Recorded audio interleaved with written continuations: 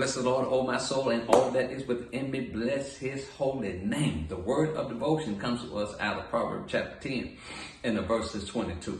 Solomon said, the blessing of the Lord maketh rich, and he adds no sorrow to it. Tag title this morning, we rich. We rich, declare it, declare it, declare it. We are rich. Solomon is explaining through illustration and imagery that when you are blessed by God, it constitutes the blessing of God. The blessing of God is God's hand on your life. And if God's hand is on your life, then God's favor is on your life. And if God's favor is on your life, then God's presence is in your life. The blessing produces blessings. The blessing of the Lord maketh rich. Everything about your life becomes rich. And it is enriched. But then you talk about tangible stuff. No, if we talk about tangible stuff, it will make the blessing cheap.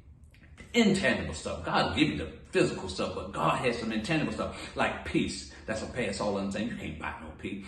And joy. You can't buy no joy. Unspeakable joy.